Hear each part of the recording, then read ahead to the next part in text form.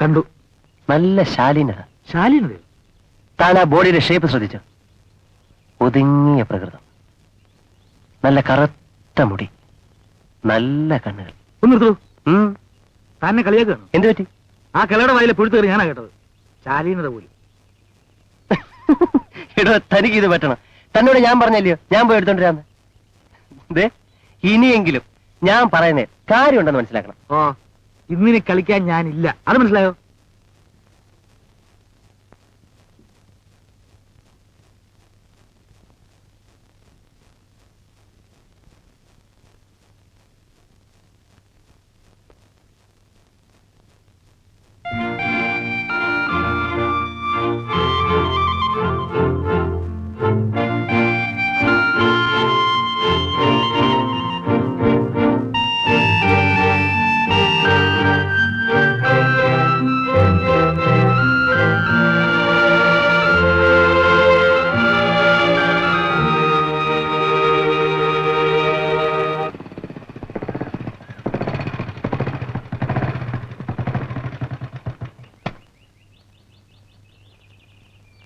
പയ്യൻ, നീ വാ.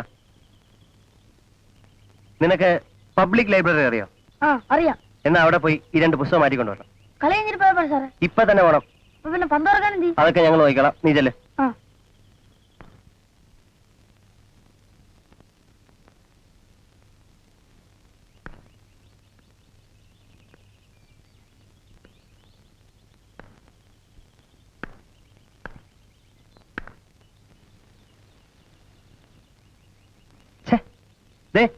ഇനി ഇന്ന് അകത്ത് വീഴത്തില്ല, ഉറപ്പാ. ഞാൻ പോയി എടുത്തോണ്ടിരാം. ഇനിയും കാറ്റ് വന്നാലോ? കാറ്റ് വരുന്നില്ലെന്നേ. അതെനിക്കും അറിയാം. കാറ്റ് എന്റെ വരികയാണോ? ഏതായാലും ഇപ്പൊ അകത്ത് വീണില്ലയോ, ഞാൻ പോയി എടുത്തോണ്ടിരാം. നല്ലത്. സ്റ്റെപ്പിന് ഞാൻ കരുതിയിട്ടുണ്ട്, കണ്ടോ? എന്നാലേ താൻ കളിച്ചോ, ഞാൻ കളിക്കുന്നില്ല. താനെന്ന് പ്രാന്തേ പറയുന്നത്? താൻ കളിച്ചാ പോരെ? പോരാ. പിന്നെ ഷട്ടിൽ അപ്പുറത്ത് വീഴണം, അതെനിക്ക് പോയി എടുക്കുകയും വേണം. താൻ പറയുന്നത് എനിക്ക് മനസ്സിലാകുന്നില്ല. എന്നാലേ മനസ്സിലാകുന്ന ഭാഷ പറഞ്ഞുതരാം. ആ, ഞാൻ കളിക്കുന്ന ഈ കോർട്ടിൽ നിന്നുകൊണ്ടാണേലും എന്റെ മനസ്സിലെ കോർട്ട് ആ കോമ്പൗണ്ട്. ഇന്നിനി കളിക്കണ്ട, വാ കാര്യം പറയാം.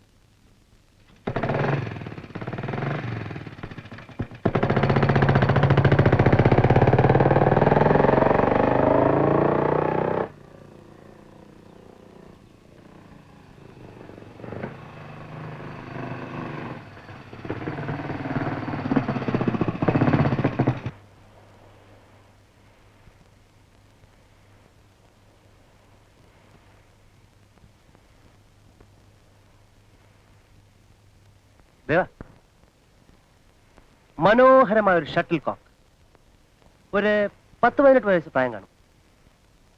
ഈ കരിങ്കുവളത്തിന്റെ ദളങ്ങളില്ലേ? ഞാൻ കണ്ടിട്ടില്ല. എന്നാ കണ്ടു നോക്ക്, അപ്പ അറിയാം. അതേപോലുള്ള കണ്ണുകൾ, പഞ്ചവർണ്ണ തത്തയുടെ ചുണ്ടുപോലുള്ള മൂക്ക്, തൊണ്ടിപ്പഴം പോലത്തെ ചുണ്ടുകൾ, ഇരുട്ട് കട്ട പിടിച്ചടക്കുന്ന പോലത്തെ. ബാക്കി ഞാൻ ഊഹിച്ചോളാം. ഇത്രയും ക്വാളിഫിക്കേഷൻ ആ പെണ്ണിനുണ്ടെന്നാണോ താൻ പറയുന്നത്? അതെ. ഇത് സൗന്ദര്യമല്ല, ഒരു ഓമനത്വം. എനിക്ക് വല്ലാതെ ഇഷ്ടമായി. ഒരു സംശയം, തനിക്ക് തന്റെ ജീവിതത്തിൽ തനിക്ക് ഇഷ്ടപ്പെടാത്ത ഒരു പെണ്ണിനെ പറ്റി പറയാമോ? താൻ എന്നെ കളിയാക്കൊന്നും വേണ്ട. ആ ഇഷ്ടത്തിനും ഈ ഇഷ്ടത്തിനും വ്യത്യാസമുണ്ട്. ആഞ്ഞടിക്കുന്ന കൊടുങ്കാറ്റുകളാണ് അതൊക്കെ. നനുത്ത കുളിർക്കാറ്റാണ് ഇത്. താനും നല്ല റൊമാൻറ്റിക് മൂഡിലാണല്ലോ. ഈ ചേഞ്ച് നല്ലതാണ്. പ്രേമം നൽകുന്ന ഈ അനുഭൂതി പലരിലും പല എഫക്റ്റാണ് ഉണ്ടാക്കുന്നത്.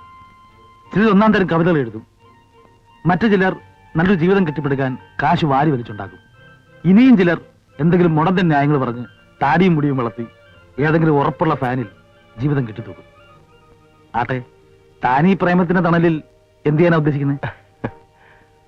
സുന്ദരമായി ഷട്ടിൽ കളിക്കാൻ പോകുന്നു.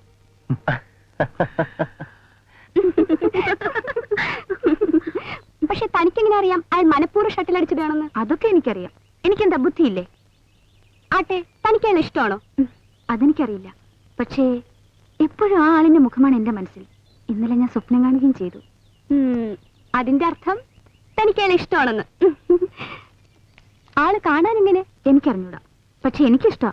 എന്തൊക്കെ ആക്ഷനാ മുഖത്ത് വരുന്നതെന്നോ? ആരും ചിരിച്ചു പോകും. ആ, തന്റെ ഒരു ഭാഗ്യം. മനസ്സിനിണങ്ങിയ ഒരു ചെറുപ്പക്കാരൻ തന്റെ വീട്ടിന് മുന്നിൽ വന്ന് വിളയാടുന്നു. എല്ലാറ്റിനും ഒരു യോഗം വേണോടോ. സാറേ, ഞാനിത് കഥയും നോട്ടോക്കണം. കേട്ടാ സാർ എടുക്കുന്നു ഉറപ്പാന്നാ എന്റെ കൂട്ടുകാരെ പറഞ്ഞു. അത്രയ്ക്ക് ഉഗ്രനായിട്ടുണ്ട്. ഇത്ര ചെറുപ്പത്തിൽ നീ കഥ എഴുതിയെന്നു, അതൊരു വലിയ കാര്യമാണല്ലോടാ. അതാ സാറേ പാവനാണോന്ന് പറയുന്നത്. എന്റെ ഏറ്റവും വലിയ ആഗ്രഹമാണ് എന്റെ പേര് പേപ്പറിൽ അച്ചടിച്ചാണോന്ന്. നീ എന്നെ വായിക്ക കേക്കട്ടെ. നിലാവുള്ള രാത്രി, മഞ്ഞു കൊച്ചുന്ന തണുപ്പ്, രാമൻ നായർ ജാനകിയമ്മയുടെ മുറിയിൽ നുഴഞ്ഞു കയറി. അതെന്താ നുഴഞ്ഞു കയറിയത്? നേരെ കയറുന്ന പോലായിരുന്നു. അതാ സാറേ സസ്പെൻസ്. സാർ കേൾക്കണം. പറപ്പായിൽ കിടന്നുറങ്ങുന്ന ജാനകിയെ അയാൾ അടിമുടി നോക്കി. അവളുടെ ബ്ലൗസിനുള്ളിലെ യൗവനം. എന്താ ബ്ലൗസിനുള്ളിലെ യൗവനം? അതെനിക്ക് മനസ്സിലായില്ലോ. സാറിനെ കളിയാക്കോ? സാർ കേൾക്കണം. യൗവനം അയാളെ കരം പിടിപ്പിച്ചു. അയാളുടെ പൗരുഷം ഉണർന്നു. എന്താണെന്ന്? പൗരുഷം. അയാൾ അവളെ അടക്കി പിടിച്ച് അമർത്തി ചുംബിച്ചു. എന്ത് ചെയ്തു? ചുംബിച്ചു. ചുംബിച്ചു എന്ന് വെച്ചാ? ചുംബിച്ചു സാറേ. എന്താ അർത്ഥം? എനിക്ക് ആ വാക്കിന്റെ അർത്ഥം അറിയാമല്ല. പക്ഷെ അത് നല്ല വാക്കാ. ഞാൻ വായിക്കുന്ന എല്ലാ കഥകളും കാണും. നീ പോയി ഭഗവാൻ കൃഷ്ണനെ പറ്റി കഥ എഴുതിക്കൊണ്ടുവാ, ഞാൻ പത്രത്തിലിടാം. മേലാൽ ഇത്തരം കഥയായിട്ട് ഇങ്ങോട്ട് കാണും വന്ന നിന്റെ മുട്ടിയാൻ തല്ലി ഓടിക്കും. ചുംബിച്ചത്.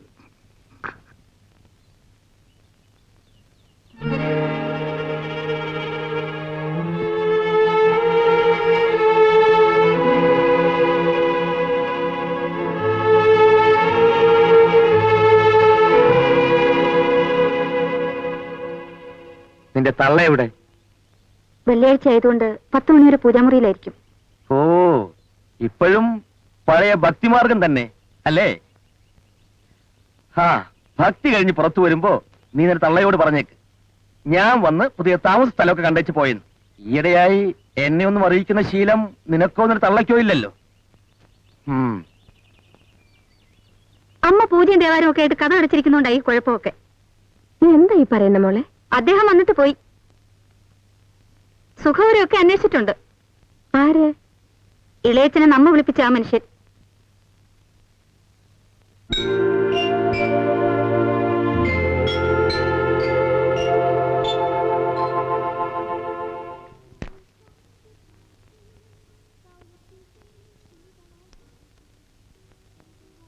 എല്ലാം മതിയോ സാർ? നിനക്കിനി വല്ലതും വേണോ?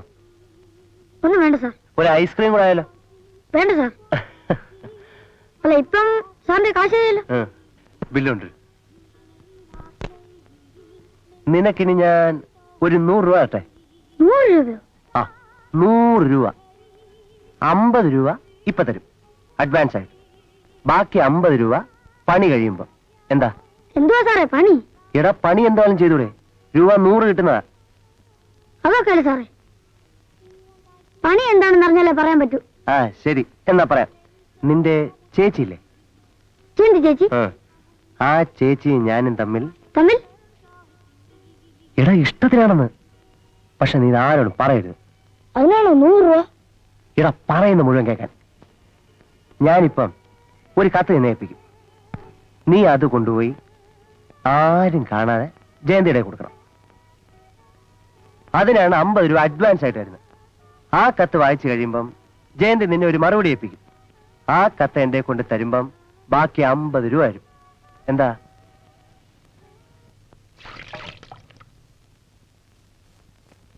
ആ മനുഷ്യൻ ഈ വീട്ടിൽ വരുന്നത് എനിക്കിഷ്ടമല്ല. വന്നിട്ട് പോട്ടെ, മനസ്സിലാക്കാം. ഇത് വരുന്നതേ കുപ്പി സോഡയും കൊണ്ടല്ലേ. ഇവിടെ വന്നിരുന്ന് കുടിക്കാൻ അങ്ങേർക്ക് എന്താ അധികാരം? ഇതെന്താ ഷാപ്പാണോ? അമ്മ മിണ്ടാതിരിക്കുന്നുണ്ടായി കുഴപ്പമൊക്കെ. ഇല്ലെങ്കിൽ പടിക്ക് പുറത്തു നിൽക്കും. മറ്റൊന്നും കൊണ്ടല്ല മോളെ. ഒരു 3 വയസ്സാകുന്നത് വരെ അച്ഛനെ പോലെ നിന്റെ കാര്യങ്ങൾ ആ മനുഷ്യൻ നോക്കിയിട്ടുണ്ട്. അതുകൊണ്ട് എന്താ അമ്മേ കാര്യം? അന്ന് നോക്കിയിട്ടുണ്ടെങ്കിൽ അതിന് വേറെ കാരണവും കാണും. കഴിഞ്ഞ തവണ ആ മനുഷ്യനൊന്ന് മൂളിയിരുന്നെങ്കിൽ എനിക്ക് ആ ജോലി കിട്ടുമായിരുന്നു. അതമ്മയ്ക്കറിയാമോ? സഹായിക്കത്തില്ലെന്നുള്ളത് പോട്ടെ, അയ്യരൻ കമ്പനിയിലെ ആ ജോലി എനിക്ക് കിട്ടാതിരുന്നത് ഈ മനുഷ്യൻ കൊടുക്കരുതെന്ന് പറഞ്ഞിട്ടാ. അതമ്മയ്ക്കറിയാമോ? അതൊക്കെ നിനക്ക് തോന്നുന്നതാ. അങ്ങനെ പറഞ്ഞിട്ട് എന്താ കാര്യം? എന്താ കാര്യമെന്നോ? എനിക്ക് ജോലി കിട്ടിയാൽ നമ്മൾ രക്ഷപ്പെട്ടു പോകും. അതുണ്ടാകരുത്. എപ്പോഴും ആ മനുഷ്യന്റെ കൊടികീഴിൽ ഇങ്ങനെ പഞ്ചവച്ച് ഉടക്കി കഴിഞ്ഞോളണം. ഞാൻ പറയാം, എനിക്ക് ആ മനുഷ്യനെ ഇഷ്ടമല്ല.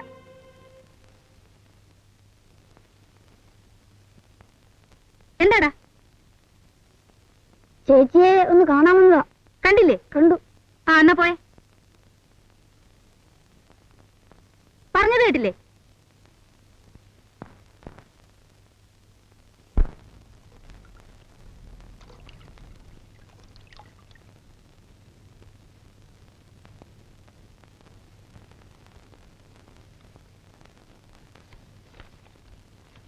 പ്രിയപ്പെട്ട ജയന്തിക്ക് എനിക്കിഷ്ടമായി, എന്നെയും ഇഷ്ടമായെന്നാണ് എന്റെ വിശ്വാസം. എനിക്കറിയണം എന്നെ ഇഷ്ടമായെന്ന്. വിവരം മറുപടിയിൽ എഴുതണം. എന്നും രാവിലെ അമ്പലത്തിൽ പോകുന്ന നല്ല ശീലമുണ്ടെന്നറിയാം. നാളെ ഞാൻ രാവിലെ അമ്പലത്തിൽ വരാം. അപ്പോൾ വിശദമായി സംസാരിക്കാമല്ലോ. എന്ന് ബാബു ഇതിനെങ്ങനെയാ ഒരു മറുപടി എഴുതുക? രൂപ 100 കിട്ടുന്ന പ്രശ്നമാണല്ലോ. പ്രിയപ്പെട്ട ജയന്തി, പ്രിയപ്പെട്ട ഒരു കാര്യം ചെയ്യാം. എന്താ വിളിക്കേണ്ടതെന്നറിയില്ല എന്ന് എഴുതാം. കത്ത് കിട്ടി, അതെഴുതണം. എന്താ എഴുതേണ്ടതെന്നറിയില്ല, അങ്ങനെ എഴുതാം. ഞാൻ അമ്പലത്തിൽ വരാം. അപ്പോൾ വിശദമായി സംസാരിക്കാമല്ലോ. ഇത്രയൊക്കെ മതി. ആദ്യത്തെ കത്തല്ലേ. എന്നാലും സാർ ആളുകൊള്ളാം. എന്ത് പണി എന്നെ ഏൽപ്പിച്ച്? എന്താ പറ്റി? എന്ന് വെച്ചാൽ എന്റെ സ്ഥിതി നോർത്ത് ആരും കാണാതെ വേണം ഈ കത്തേൽപ്പിക്കാൻ. അങ്ങനെ ചുമ്മാ ഉണ്ടായിപ്പിക്കാൻ പറ്റും? അതിനും എന്തെങ്കിലും വാചകം പറയണ്ടേ? അത് പറയാനാ വരുമ്പോ ആ അമ്മ അതിൽ വരും. എനിക്ക് അമ്മയുടെ മുഖം കാണുന്നതേ പേടിയാ. ഇടയ്ക്ക് എന്തോ പറ്റിയെന്ന് പറയാൻ. എന്തോന്ന് പറ്റേ?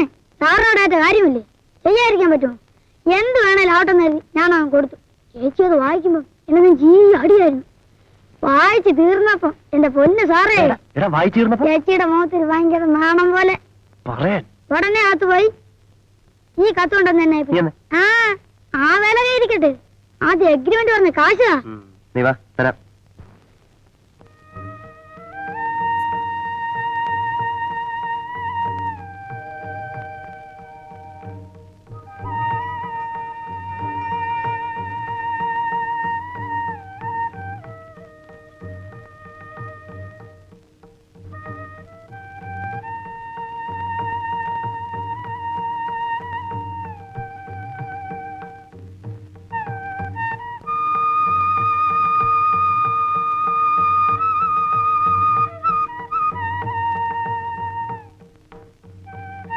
കത്തിൽ ഇത്രയൊക്കെ എഴുതിയിട്ടും എന്നോട് സംസാരിച്ചുകൂടെ? പിന്നെ നാണം പെൺകുട്ടികൾക്ക് ആവശ്യമാണ്, പക്ഷെ ഇത്തരത്തിൽ എന്നോട് പെരുമാറുന്ന ദ്രോഹമാണ്.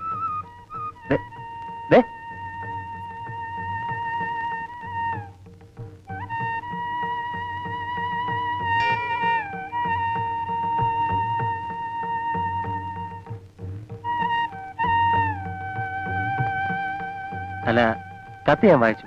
കുറച്ച് വരികളെ ഉള്ളെങ്കിലും കൂടുതൽ അർത്ഥമുള്ളത് പോലെ. കുറച്ചുകൂടെ കയ്യക്ഷരം നന്നാക്കിയാൽ കൊള്ളാം. എന്തായി പറയുന്നത്? കത്തോ? ഏത് കത്ത്? ഇത് ചില പെൺകുട്ടികളുടെ സ്വഭാവമാണ്. കണ്ണടച്ചിരുട്ടാക്കുക. കത്ത് വായിച്ച ഞാൻ മണ്ണനാണെന്നാണോ പറയുന്നത്? നിങ്ങൾക്ക് ആൾ മാറിപ്പോയെന്ന് തോന്നുന്നു. ദയവായി ശ്രദ്ധിച്ച് സംസാരിക്കുക. എന്റെ കത്ത് വായിച്ചും അതിന് മറുപടി വായിച്ചത് നിങ്ങളാണ്. ആ കത്തനുസരിച്ചാണ് ഞാൻ ഇവിടെ വന്നത്. ഞാൻ ആർക്കും കത്തയച്ചിട്ടില്ല, അമ്പലത്തിൽ വരാൻ എഴുതിയിട്ടില്ല. എന്താ അവിടെ രാവിലെ ഒരു സംസാരം? എനിക്കറിയില്ല, ഈ മനുഷ്യൻ എന്തൊക്കെയോ പറയുന്നു. എന്താ സാർ, നിങ്ങളൊരു ചെറുപ്പക്കാരനല്ലേ? അമ്പലമാണെന്ന് നിങ്ങൾ ഓർമ്മിക്കണ്ടേ? അയ്യോ കഷ്ടം. നീ എന്തിനാ അയാളോട് അങ്ങനെ പെരുമാറിയത്? നിനക്ക് അയാളെ ഇഷ്ടമല്ലേ? ഇഷ്ടമാണ്. പിന്നെ അതെനിക്കറിയില്ല, പക്ഷേ എനിക്കപ്പോ അങ്ങനെ പറയാനാ തോന്നിയത്. അവിടെ ആൾക്കാരൊക്കെ കണ്ടുകൊണ്ട് നിൽക്കുമ്പോ എന്നോട് എത്ര സ്വാതന്ത്ര്യമായിട്ട് സംസാരിക്കാമോ? അതിരിക്കട്ടെ, എന്തായിരുന്നു പുള്ളിക്കാരന്റെ വേഷം? മുണ്ടും പിന്നെ തോളത്തൊരു നേരിയത്. കാണാൻ നല്ല രസമായിരുന്നു. എന്ത് രസമായാലും എന്താ? നീ ഇൻസൾട്ട് ചെയ്തല്ലേ പിരിഞ്ഞത്? എടി, ഞാനങ്ങനെ പറയാൻ വേറൊരു കാരണം കൂടിയുണ്ട്. ഞാൻ അയച്ചെന്ന് പറഞ്ഞൊരു കത്തിന്റെ കാര്യം പുള്ളി എടുത്തെടുത്ത് പറയുന്ന കേട്ടു. ഏത് കത്താണാവോ?